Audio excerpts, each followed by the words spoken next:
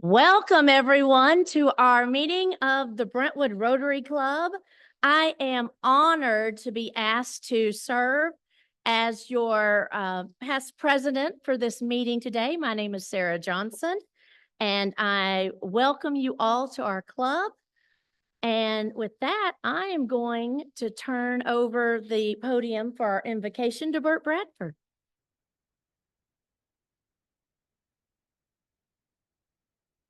Would you pray with me, please? Our Father God, we're so thankful for this wonderful day you've given us here in Middle Tennessee. Just a great place to live. Lord, we thank you for this Rotary Club and the service that it provides to the community. And we thank you for the experience you give us. Lord, we ask you to be with those in the club that are not able to be here for health reasons. We ask you to protect them and give them strength to return. Father, thank you for this food you provided for us. And Lord, we ask you to be with us as we go out through the day and the year. For in Christ's name we pray. Amen. And now Zach Brenner will lead us in our pledge and four-way test. Please join me in the Pledge of Allegiance to our nation's flag. I pledge allegiance to the flag of the United States of America and to the republic for which it stands, one nation under God, indivisible, with liberty and justice for all. Please join me in the four-way test with things we think, say, and do. First. Is it the truth? Second. Is it fair to all concerned? Third. Will it build goodwill and better friendships? And fourth. Will it be beneficial to all concerned? I certainly hope so. Well, thank you, everyone. And one of our fabulous Rotarians, Mr. Mark Lobliner, did I say that right? Loblin? Is going to be leading our Happy Bucks today. So, all right, everybody, who's happy?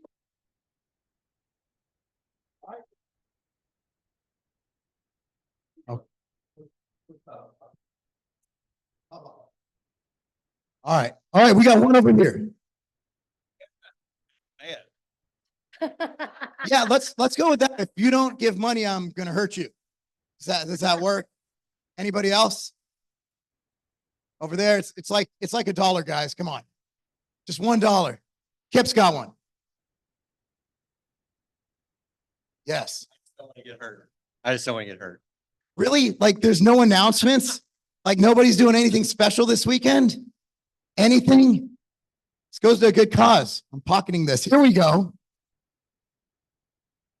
I'm just happy to be here because it could be someplace else. And what better place to be than Rotary? Anybody? Oh, there we go. There we go. Rocking the Hawaiian shirt. I'm really happy. I'm going to spend some time with my dad this weekend. It's his birthday, and we're going to go to Ellis Park and watch the horses race. And I love not only bet on them, but just watch them run. So I'm really excited about that. All right. Oh, here we go. I'll have to PayPal you. No, you don't have to do that. No, okay, thank you. I'll still PayPal you. Hey, last August, I knocked something off my bucket list. I went skydiving with my son. Anybody done that before? Anybody done some skydiving? I had so much fun. Not with my son? Okay. Oh, yeah. I had so much fun that I've decided that every August I'm going to do it again and invite people who want to go and have this experience. So on August, that doesn't mean I'm going to pay for you, just to be clear about it. Yeah. So I want to make sure before. Yeah. Anyway, so on August 17th, we've already got 2 or 3 Rotarians going, plus my son and my au pair and a couple clients. And I would urge anybody who's interested to come. It's $300. We'll drive down to Tullahoma. It'll basically take the morning. It's so much fun. You do nothing. They strap you to a professional jumper who literally does it 10 or 15 times a day and has done it thousands of times. It is much safer than your drive over to this lunch today. But it is incredibly thrilling, and it'll be a wonderful experience to share with friends. So if you're interested, please come find me Saturday, August 17th in Tullahoma. $300, $500 if you want them to video it. Thank you. I don't know how this guy drives, but I might do that. I might pee myself, but All right, we got one more. I'm Janet Donahue, and I am very happy today to be a guest of Michael Kaplan, and thank you all for welcoming me. Really good to have you. Anybody else? Oh, we got El Presidente, La Presidenta. What is the proper term on that? It's been a while since high school Spanish, guys. Always answer to your Royal Highness, just so you know. No, I am happy today for two reasons. One, it's a 5. Dude, it's a 5. $1 because I'm being able to be here today with everyone. And more importantly, the other $4 is I don't understand the point of jumping out of a perfectly good airplane. So that's my $4 of saying, have fun, Charles. That's some Brentwood money right there. All right. Just a donation. Awesome. Awesome. We got, did I see a hand over here? $1? Making it rain. I was out of country last Saturday when the would-be assassin missed. And I think regardless of which side of the aisle you're on, we were very fortunate that took place. I was talked to a number of different people from other countries. That would have been tragedy any way you look at it, but it really would have been a tragedy for us around the world. Something like that had been successful. We were very fortunate in many ways. Amen, Bob. Second that. Anyone else? Go. I'll put one in. So we're trying to beef up social media. So you guys, like, you get the emails. Like social media, I want to bring more people in. So we have a dope website. That dope means good for you older folks in here. Not like dope, but like good dope. Like bad used to mean good in the 90s. So what I want to do, I want to task you guys and get my cell phone number, whatever. Take images of you doing cool things, good stuff, maybe jumping out of airplanes as long as the landing goes as planned. They censor that stuff on social media. And just to bring more people in. And again, we need our social media. That's where the world is right now. So if we can show what we do, who we are, and what we're about, I think that'd be great. So if you have any images or videos of you doing cool stuff relating to what Rotary is all about, just send it over to me. Is that cool? All right, awesome. Anybody else? Getting up? No? Oh, he's got a 20. All right, I think we're good. Oh, wait. No. Okay, just adjusting. Thank Keep you. calling people out. Robert. Thank you. Thank you. All right, with that, I am going to turn over to Jennifer Rowan to introduce our guests and visiting Rotarians. So we do have a few guests today. Our first guest was brought by Harold, and let's say we are so glad to be seeing Harold regularly again. We, this guest was here last week, Buddy Stewart. Buddy, you want to stand up? He's a friend of mine, and we worked some together as well. He's from Johnson City, Tennessee, although he's been a Nashvilleian for what, 30-some years. His wife has a daughter and 2 grandchildren. Buddy Stewart.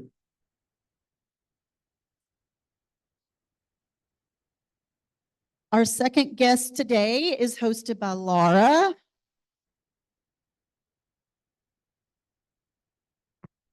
This is my new friend, Scott Robinson. Scott has moved with his family over the last few years. And he is in wealth management in Maryland Farms. They live in the Lebanon area, but he knew that he wanted to plug into where he's doing business. And so he was very interested in our golf tournament and reached out to Larry. And Larry connected him with me. And so we've been just getting to know each other and finding out if Rotary might be a good fit for him. Welcome. And Michael has a guest today. As you met earlier, this is my guest, Janet. We have served on the Planning Commission for 5 years together. She has lived in Brentwood for 30 years. 4 children, 4 boys, all graduated from Brentwood High. 1 attended Vanderbilt, and the other 3 went to the best university in the nation, the University of Notre Dame. So, let's clap. That's all of our confirmed guests. There is another special guest in the room that I think really didn't want to be introduced. And I believe that's Jason's son, Javin. So he's over there eating some Javen. I got it wrong again. At least I got the J right. Sorry. But let's welcome him for joining us over spring break.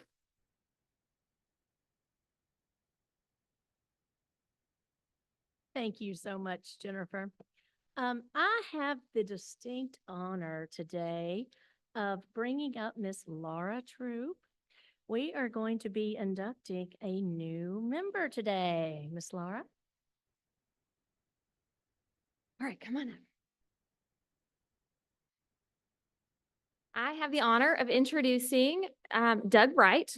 Doug Wright is an attorney focusing on estate planning matters, probate, succession planning, living trusts, wills, and business law issues, among other things, all the fun things, right? Doug completed his undergraduate studies at UCLA, holds a BA in political science. He has a Juris Doctor from University of the Pacific, McGeorge School of Law, and was awarded the Whitkin Award for Academic Excellence in Professional Responsibility. He also spent a summer studying in the prestigious International Legal Studies program in Salzburg with retired U.S. Supreme Court Justice Anthony M. Kennedy. He's been active with a number of nonprofits in Northern California, and he's a past chairman and sat on the board of directors for the Reading Chamber of Commerce, sat on the board of directors for the Economic Development Corporation of Shasta County, on the board of directors for the Reading Colt 45s Amateur Baseball Organization, on the board of trustees for the Mercy Foundation North, and is a past VP of the Shasta Trinity Counties Bar Association. He sat on the board of directors for the Rotary Club of Reading, where he was a member for 8 years and a Paul Harris Fellow. He's married to his wife, Heather, and has 3 children, and he's eager to be involved in the community here as he was in California. He's licensed in California and Tennessee and still flies back and forth every week. So if you ever have any airline miles that you want to share, I'll take them. Yeah, lots. And he does like to ride around on his tractor and dig holes on his property in California. I think that's probably quite a departure from practicing law, but a welcomed break. So please take every opportunity to get to know him and make sure that you go out of your way to include him in this club and get him plugged in. So please welcome our newest Rotarian, Doug Wright.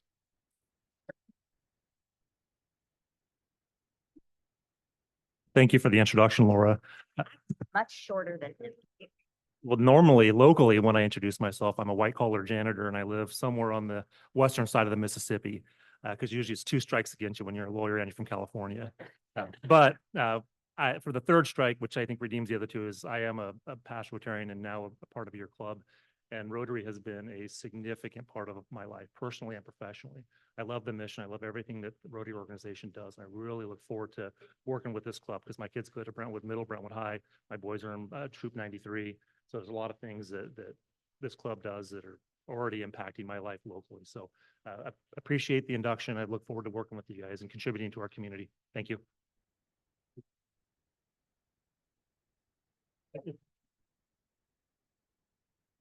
I love inducting new members. It's just awesome. So, okay, guys, Steve Hammers, our current president, has made a mistake.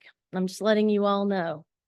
Number 1, his first mistake is letting a past president get up here to talk, because if you ask Michael Heineman or Michael Barrett, as Mike showed us last week, we love to get up and talk. So bear with us.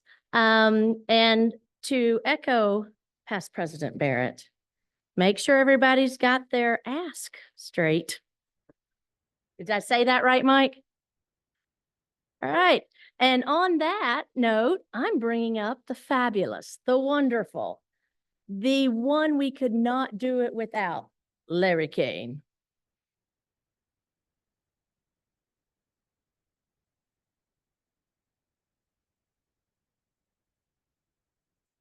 This will be quick. I hear we have a wine tasting. This will be quick. I want to just, first of all, say last week's a little announcement may have had some effect, because this week we had sales from Matt McCall, John Helm, Mike Barrett, Bobby Sinclair, Louis Rankin, and our new member, Chris Dooney. Let's give them a round of applause. That's a pretty good week. It's the best week we've had in some time. Why is that important? Because last year, now we're down to whole sponsor sales. Understand that. That's our cheapest, excuse me, that's our least expensive sponsorship at $350, right? Last year, we sold 82 whole sponsors. 82. Great round. This year, as of today, we've sold 9. So I don't know the math there, but it's somewhere around 73 whole sponsors that we had last year that we don't have yet. And that somebody out here owns those, as I say every week. If you've got one of those whole sponsors from last year, please call them and get them signed back up again. That's $25,550 represented right there. We have 13 major sponsors outstanding, totaling $9,000. So, and they're on the website, which we're going to talk about in just a second. We've got, as of today, we have 2 hole-in-one sponsors at $1,200 each, still out. We have 7 premium hole sponsors at $750 out. And we have 4 hazard sponsors at $500 out. Again, all of those were sold last year. So they're out there somewhere. Please call them. Now, I'm going to go over 3 things with you that I hope will help everybody just from a pure, why should I do this kind of thing, other than the fact that it makes a lot of money for our club. Let's look at 3 things here. First of all, if you haven't been, let me ask you this. I'm going to embarrass somebody. Has anybody not been on our website, our golf website? Of course, everybody's been on it. That's great. www.brentwoodrotarygolf.com. If you're having a conversation with someone about maybe buying a sponsorship, or you're questioning yourself about, now, what am I supposed to be selling? Go to this website. It will tell you everything you need to know about our golf tournament. It'll even show you pictures from last year's tournament so you can see what went on. It's a fabulous website. Use it. Show it to your sponsors. So you go on, you can see the sponsorships that are out there that have been sold. There's nothing about our golf tournament that I can tell you that's not on that website. So if you haven't used it, use it. Keep it. Keep it where you can get to it. 1. Number 2, this is why we have the tournament.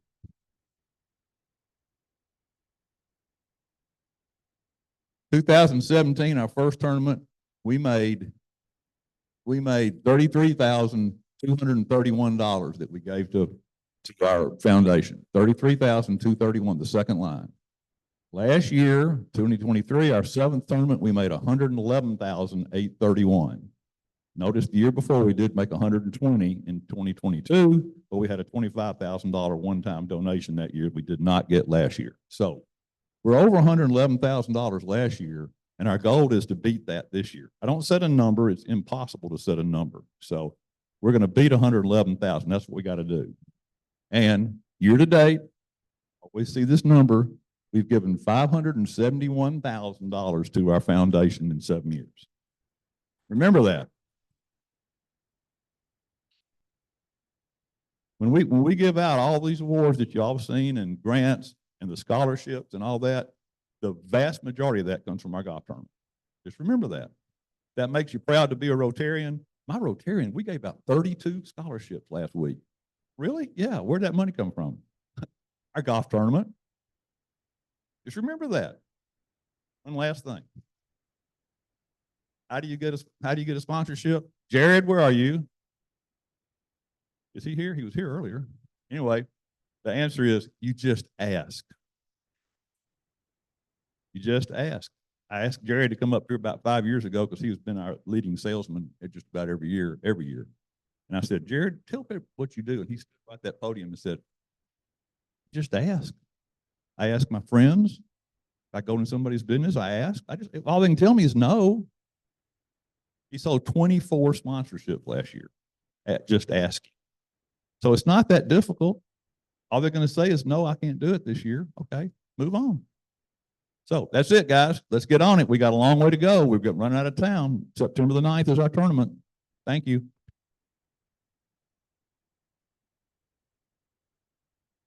Thank you, Larry. And he's right, guys. It is easy just to ask. And I say that from a personal experience. I had asked a couple of people to sponsor our whole sponsors, and they said yes earlier in the year, but they hadn't paid. So I called them back and they said, just send me an invoice and then we'll go online and make the payment right then. So that's actually happening today. So just to let everybody know, it's that easy, and follow up just to make sure. So with that being said, I am honored to turn the podium over to Miss Jordan Jones. Is that right? Yes, I got the new last name right. And she's going to introduce our speaker for today. Thank you, Sarah. Well, today, folks, I have the pleasure of introducing you to a few of my dear friends.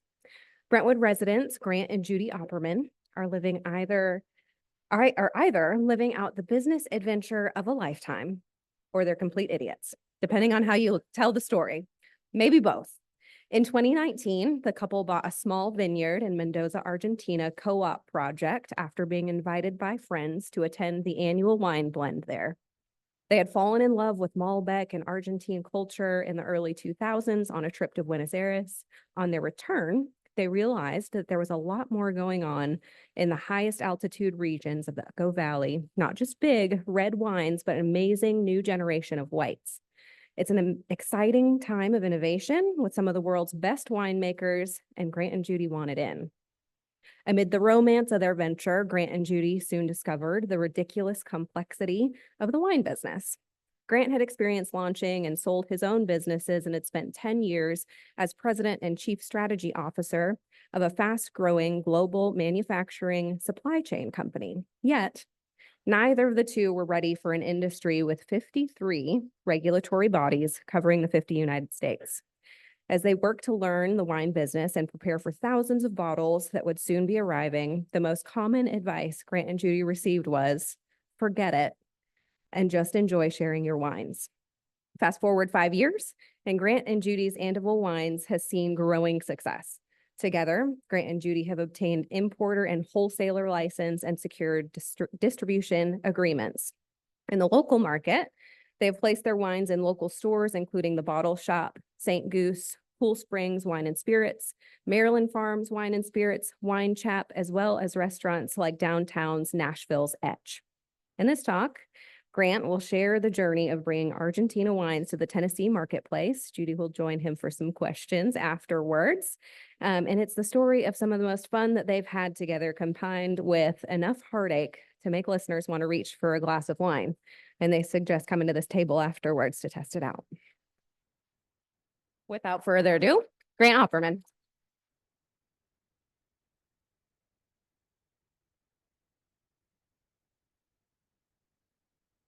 Thank you so much for having us here this afternoon. We're honored to be here and we're humbled to be here. We're sitting here at the lunch table prior to the talk starting. And Sarah was telling us about and Jordan too, about the business leaders and the city officials and all of the important people from the area who come and talk as part of this series, and you get us too. So the good news is we're talking about wine, and there will be wine, so hang in there with us. I'm going to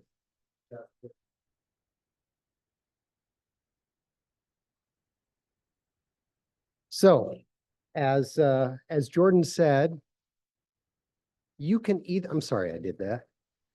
You can either read our adventure in the wine business as really the most fun we've had in business in a lifetime, or as the result of a failed IQ test. I'll let you decide, and then you can tell us afterwards. We are Brentwood residents, but we own a vineyard in Mendoza, Argentina. And a few years ago, we decided that we were going to commercialize the wines that we were making down there here in the US. And that's probably enough to judge us on right there. But I want to share some background with you. It's a little bit of our story and a little bit of wine education about Argentina. And so just bear with me for a few minutes. And at least if you have to sit through a talk, It's better that it's on wine than building materials. So here we go. Does that work?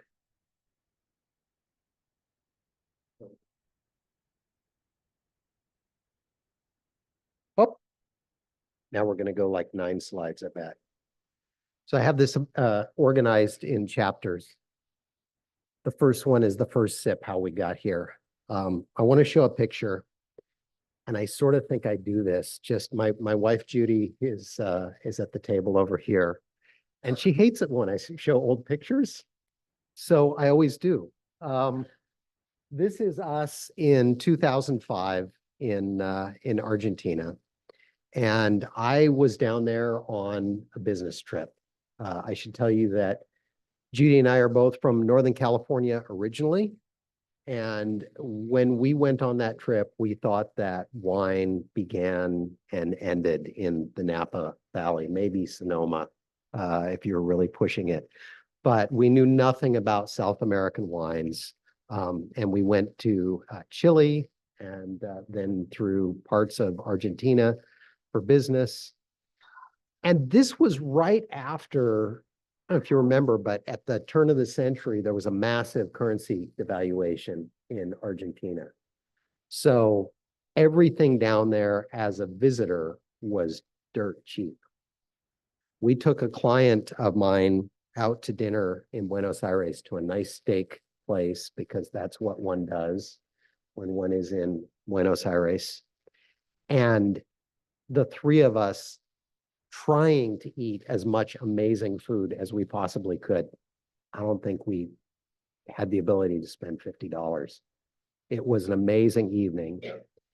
But the problem was the wine list, because I knew nothing about South American wine.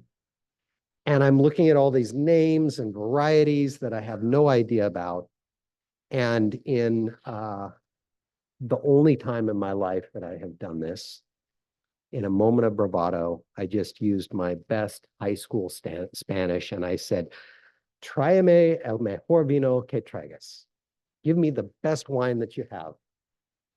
We've all wanted to do that at least once, right? And this bottle that's on the left is what they brought me. It's from the Catena Zapata winery, which is one of the largest ones in Argentina. And this is a wine that they only make from a single vineyard in years when it's good enough to make this wine. The rest of the time, they just blend it in with their other stuff.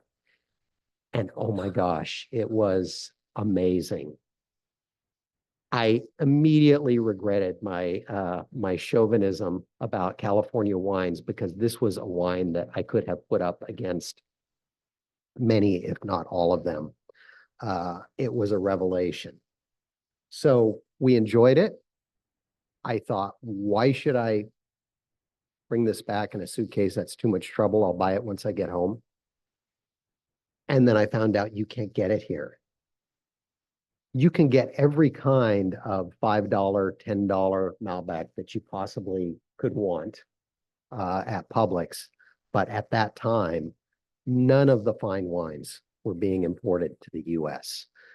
So I actually went so far as contacting the vineyard, and Laura Catania wrote me a hand note back and said, we're really sorry, you're going to have to come back because that's the only way that you're going to be able to get this wine.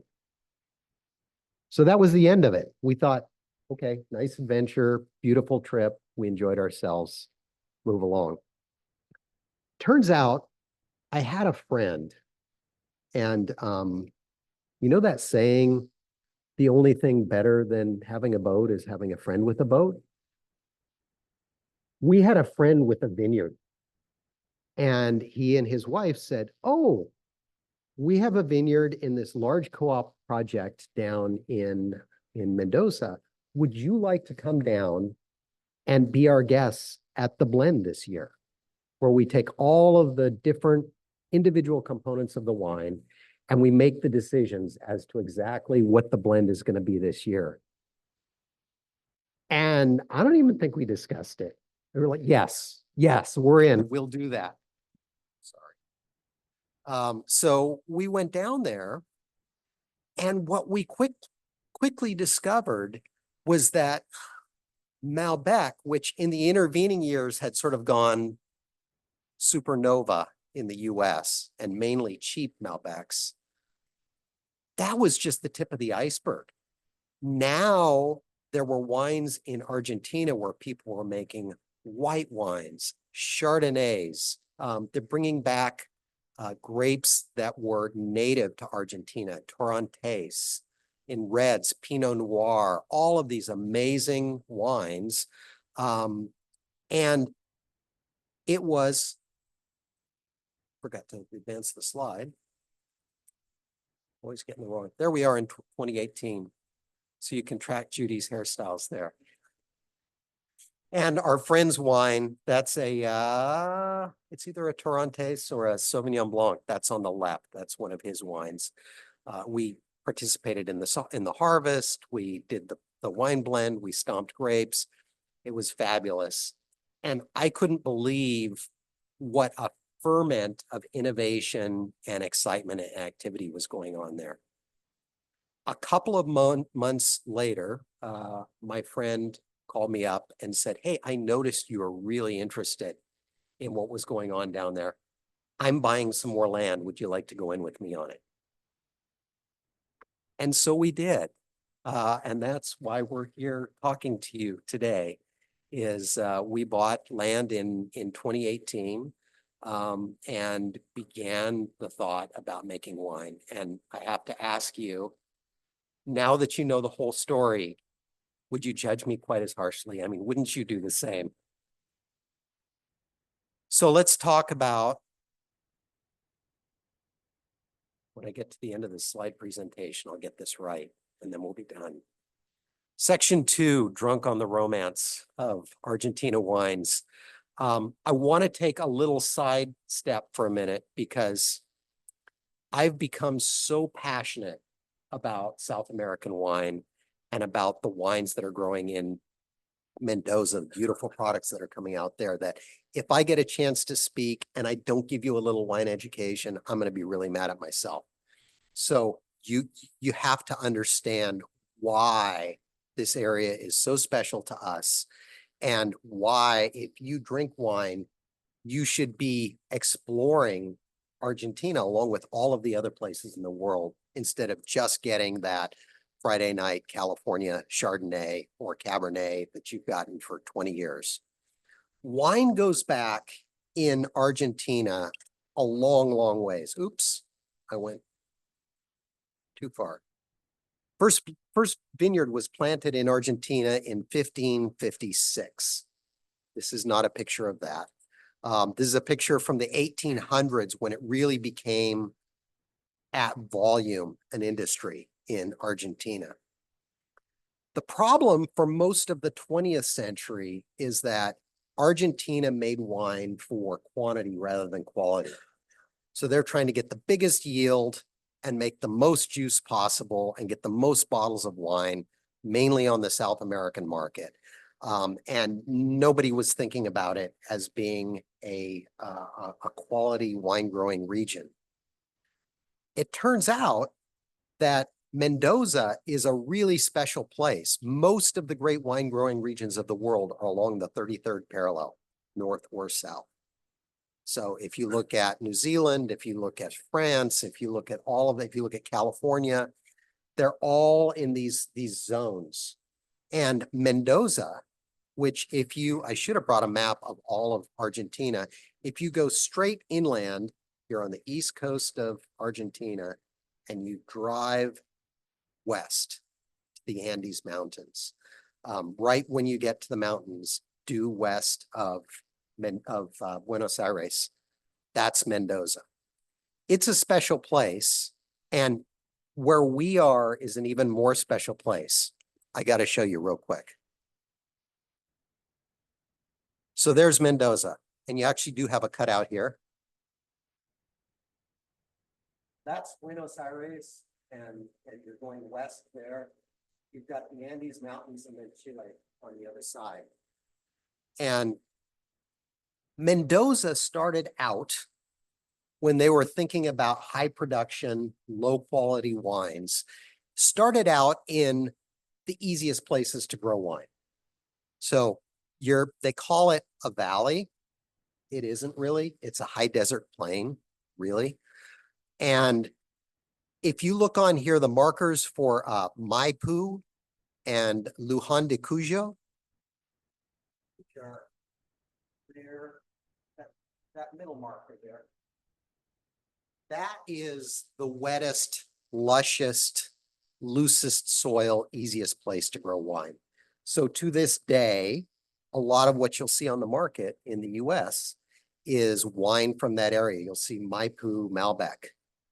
And there's some great wines being made there, but a lot of what comes out of there is the $10 Tuesday night with the pizza Malbec. Nothing wrong with that whatsoever, but that's what that is. As the wine industry has progressed, there's been a shift going higher and higher toward the mountains. And this is because grapes like to be stressed. They want to have cycles of drying and heat and then water. And the more you stress them and the poorer soil you put them in, you'll see pictures of our vineyard later, and it's really just a pile of rocks. There's no soil in the soil. And the poorer soil you get and the more extreme temperatures you get, the more you have a chance to make great wine. So as really the last 30, 40 years have gone by, there's been this slow movement uphill and toward the mountains to new areas. And where our vineyard is in this place called the Uco Valley there, where that left-hand pointer is. You can see Tingujan, San Carlos, Gato, and we're up there in what's called the Uco Valley, which again is called a valley in a very generous way. It was pioneered by a French winemaker, a guy named Francois Lurton, that's him, who super famous, if you know Bordeaux's, and came to Argentina and said, I'm going to go here and make my wine. And everybody told him he was nuts. It was too hard. It was too hot. The soil was too bad. No one had made wine up there. It was a bunch of scrubland. He said, I think I'm going to try. And he actually founded the first vineyard in our area called Piedras Negras, and named the region Los Chacayes. It's the sub area of Uco Valley. And he was generous enough to allow all the other winemakers to use that term that he invented. So we now produce wines from the Los Chacayes Indicación Geográfica, which is like an appellation of Uco Valley of Mendoza of Argentina. Our vineyard is right next door to where he pioneered. And here's a picture of the project. That's not all our land. It's a co-op. So we have a tiny little square in there. But this is the scenery, and it is spectacular. But take a look at some of the statistics on it. You're at that 33.5 south ideal zone. You're at 3,700 feet above sea level. So right there is a huge stressor. You've got these crazy variations in temperature where it'll be in the summertime, 90, 95 degrees during the day, and then go down to near freezing at night because of the mountains. You get 300 days of sunshine. You get almost no rain because you're on the backside of the Andes. All of the rain falls in Chile. And then on our side of the mountain, there's a rain shadow. So in a typical year, you'll get less than 10 inches of rain. I mean, we have storms that are 10 inches of rain, I think, here sometimes. And then this rocky alluvial soil. So that's what makes it an amazing place to grow wine. And all of the great winemakers of the world are now coming here because there's opportunity, there's still land. It's an amazing place where you can grow wine that's not just production wine, but really in a condition like this, it expresses what they call in wine, they call it terroir, which is you can get all of the minerality and the characteristics of the land and the weather to be expressed through the wine.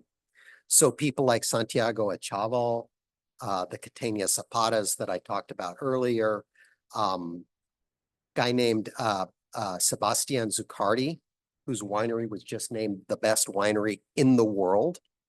They're all here. They're also here because unlike most of Europe, there's not a lot of rules. So if they had the same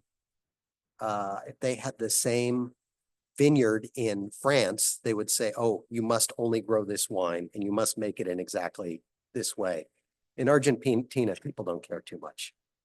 You're free to experiment and innovate any way you want. So the project we're in, I told you, is a co-op. And that's what makes it great for us, because we can be as involved as we want in the winemaking portion of the business, or as little involved as we possibly want to be. There are 1,500 acres overall, but there are shared facilities for winemaking and a shared staff with expertise. So the woman down there in the bottom right quadrant is a woman named Mariana Onofre, and she's our winemaker. She frustrates us all the time because she knows exactly the right answer before we ask it. When we made our first red wine over here, I knew I wanted to do a blend of Malbec and Cabernet Franc, which is my favorite grape pretty much. And we had friends who had done like a 50-50 blend, and she goes, oh yeah, I think for you, the right answer is going to be about 80-20. I said, oh really? I liked this other wine a lot. So we did our blend and we tried, 90-10, 70-30, 60-40, 50-50. 80-20 is what we ended up with. She's that good. She's really great. But you have winemaking requires tons of equipment. I didn't have to buy any of it because they have equipment that I can use to do my winemaking down there. So it's really a great combination of allowing you to get in small scale, but also have the resources of a large facility. And because it's all grown to the same standards, you can switch grapes with people. You can buy and sell. So if you are making Malbec and you really always wanted to try making a Chardonnay, you can sell some of your Malbec and buy somebody else's Chardonnay grapes, which is super cool because I don't have enough land that I can plant every possible grape that I could ever want to make. Once we bought in, there was a real fun honeymoon period where we got to name the wine, we got to design the labels, we got to do our first blend. We named the wine Andaval, and that was Judy's idea. I don't know if any of you have ever heard of Chateau Montelena in California. Super famous wine. They won the famous challenge of Paris, where the Californians competed against the French wines and came out on top.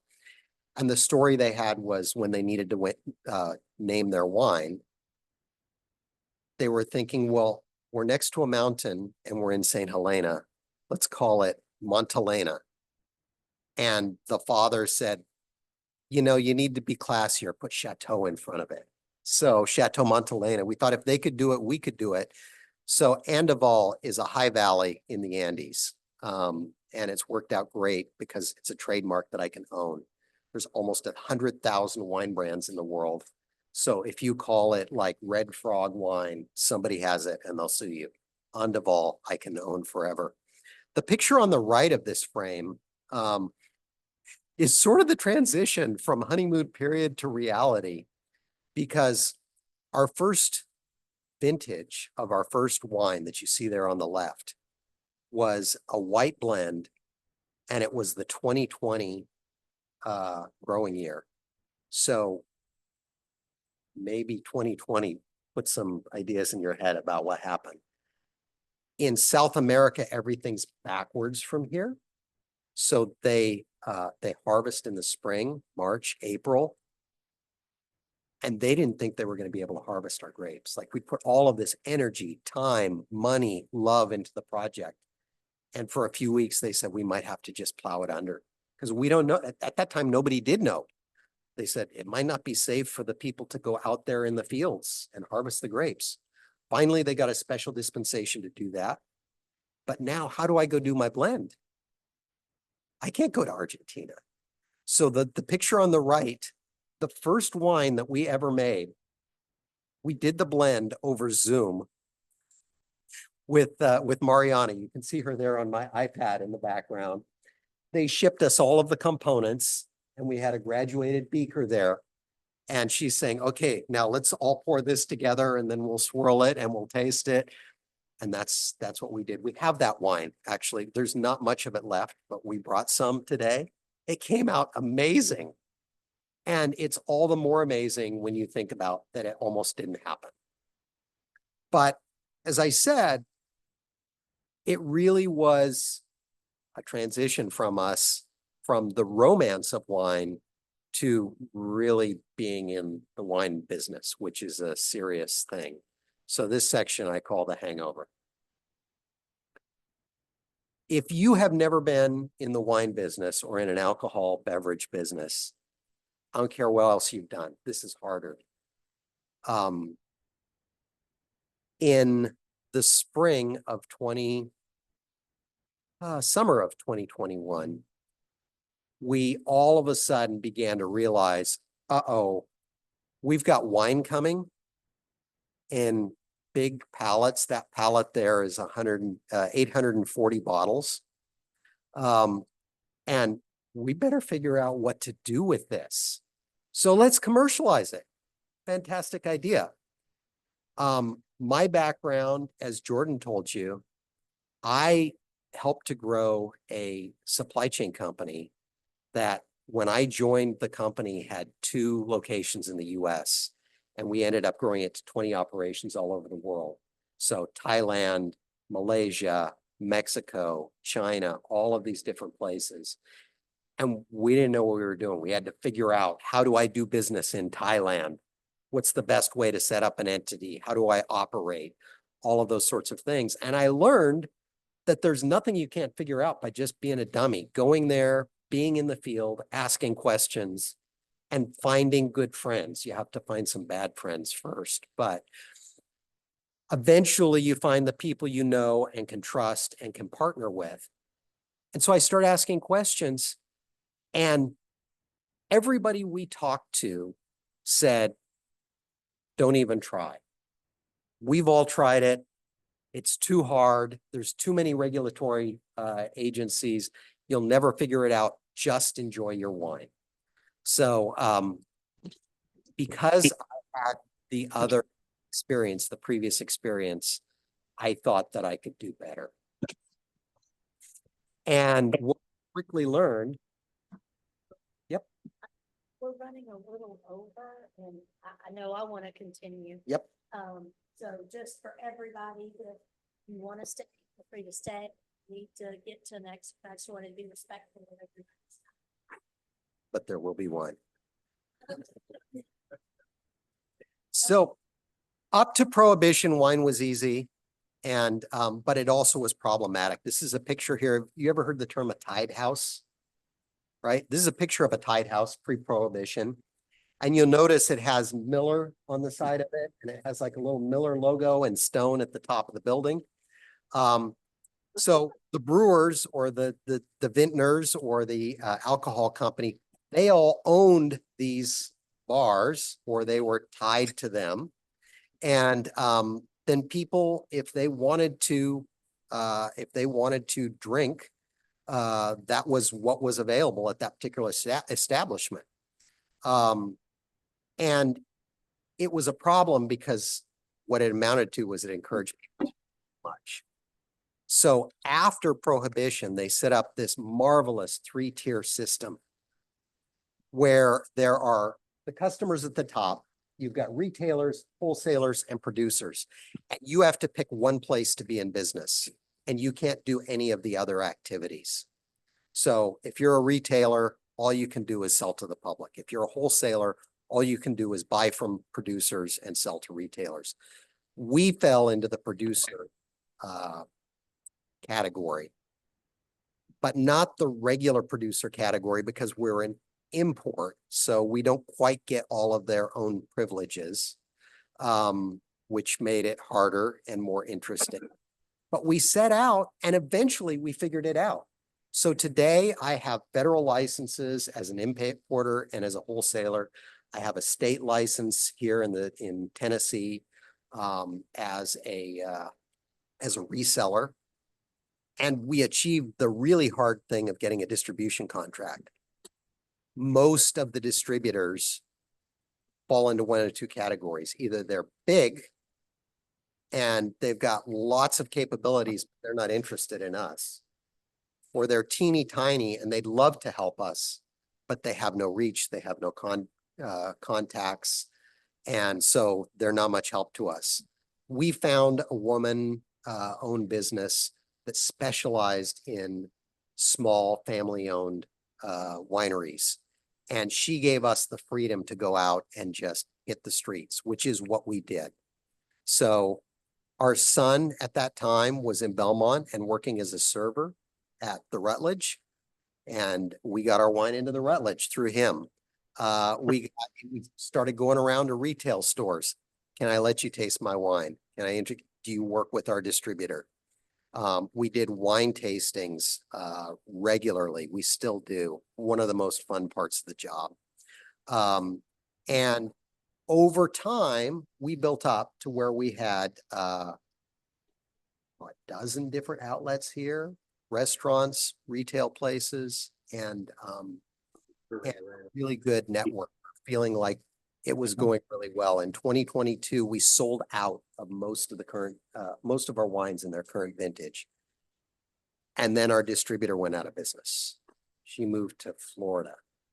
So we got a new distributor, fantastic salesman for the Franklin, Brentwood area. We would go out with him and sell 20, 25 cases in a day. Then they reorganized. He's now in management. The new guys don't want to show our wine.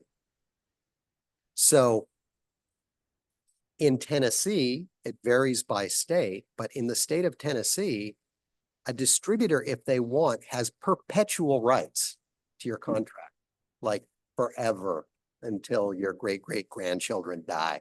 And then they can still say, we're the only ones who get to sell your wine in Tennessee. We're currently talking with our distributor about transitioning to another firm.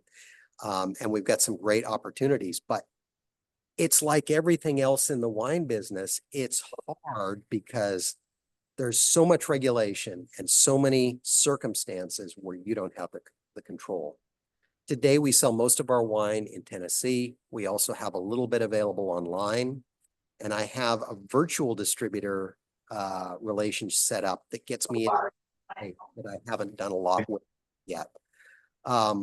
So we even at this point have learned how to legally export and sent wine to Sweden for our son's wedding there. And a great journey.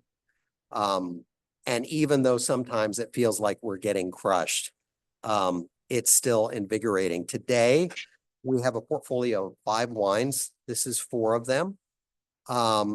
And we're working through this second iteration of distribution. And through it all, what I want to tell you is it's been one of the most fun things, even on days where it's heartbreaking, and the challenges of distribution and stores that run out of our wine and doesn't get replenished, or all of those kinds of things, or wine that is late getting shipped up from South America. Even in those places, it's still so much fun. We love sharing South American wine, introducing people to new varieties and helping them discover what we're so passionate about. It's the craziest business you can imagine. Every time you think you have it figured out, you're wrong. There's a new hurdle, but we wouldn't trade it for anything. So thank you for listening to me. I appreciate the opportunity to share my story. I hope that whether it's our wine or not, I've inspired you to go out and try some new wines from new areas, because it's like no other time in the wine business. There are so many delicious things, so many things to try.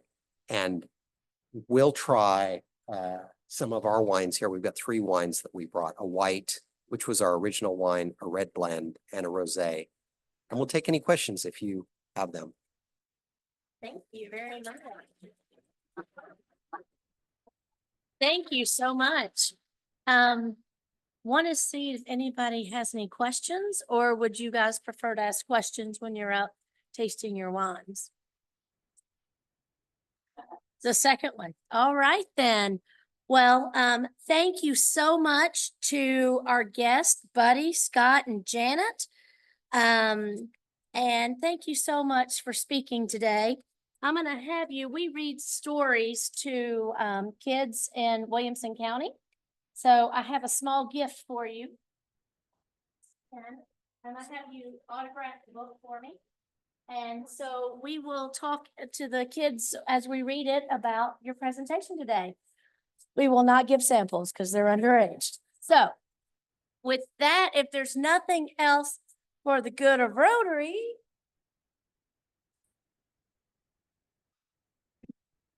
we're adjourned. Thank you, everyone.